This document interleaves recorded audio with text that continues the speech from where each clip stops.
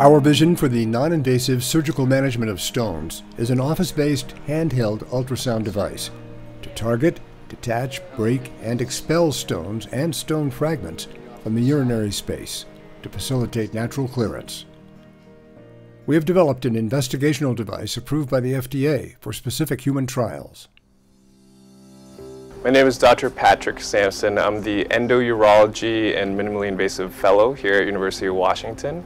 Here are some training devices we use to train our clinicians. This is a water bath phantom. You have a stone, an artificial stone suspended by a piece of string that's essentially used to practice targeting a stone under ultrasound and physically seeing the stone move in the water bath. This is Bob. He's our kidney phantom. So there's a ballistic gel kidney within Bob.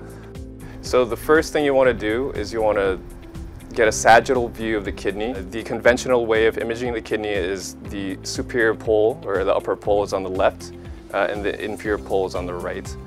And you want to scan through the kidney to look for any stones within the collecting system. Right now we do see a stone. Looks like there's a stone in the lower pole of the kidney right there. And you can see it twinkling. Two things that we look for when we look at kidney stones in the kidney is shadowing and twinkling.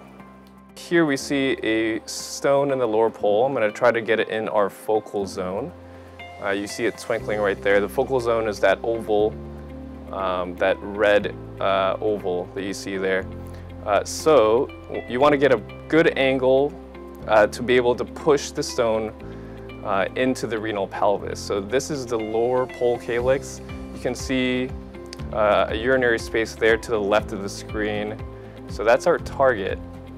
Unfortunately, so the sound wave comes from the probe and down the screen. So you want to target the stone so that the trajectory goes from your probe through the stone and into the space that you want the stone to travel to.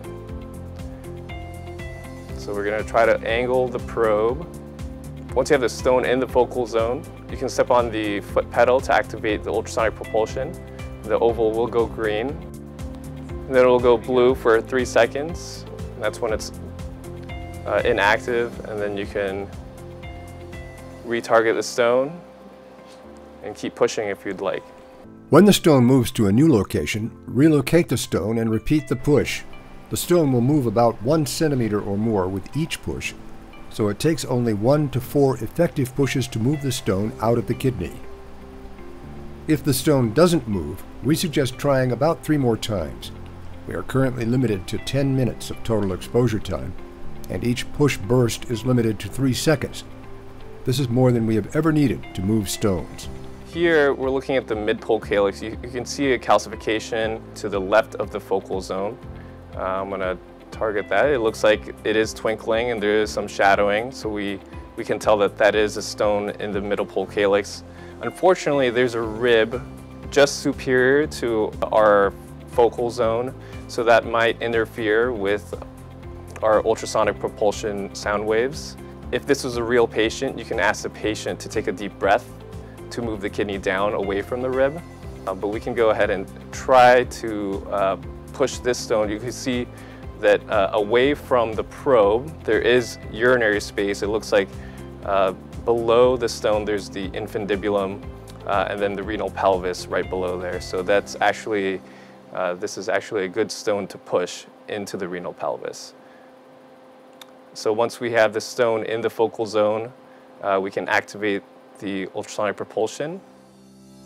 So the first thing we want to do is make sure that the probe is completely covered in gel, and you want to minimize the amount of bubbles that are in the gel so that the therapy probe and the ultrasonic probe are properly coupled to the skin. The middle portion outlined in red here is the imaging portion of the ultrasonic propulsion device, and then the black portion here is where the the power actually comes from to actually push the stones. We usually start the patient in this supine position and try to image the kidney this way. This position can be useful if the patient has lower pole fragments. You can angle the probe towards the head to push the fragments from the lower pole calyx up to the renal pelvis. So the patient's awake throughout the entire procedure. Our patients generally say that they don't feel anything at all. If anything, they may feel a little bit of warmth during the therapy session and a little bit of pressure just from the probe itself, but it's essentially the symptoms that they feel are the same symptoms that they would have on a normal ultrasound of the kidneys.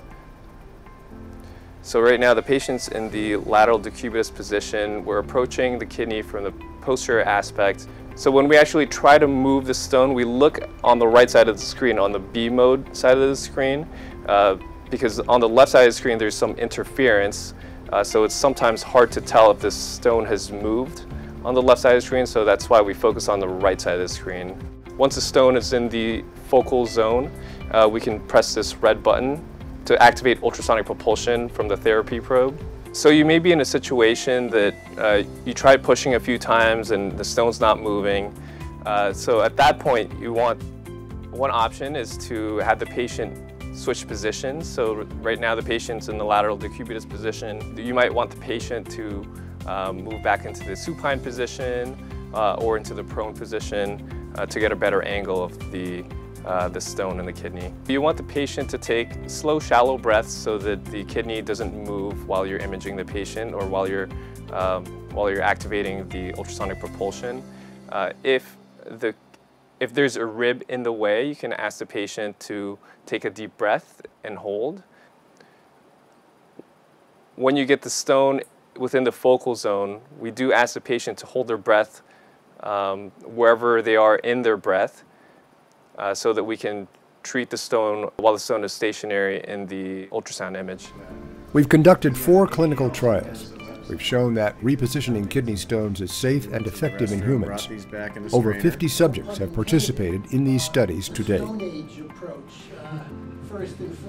Our team continues to develop better imaging ability to detach or break stones with the same probe and same techniques.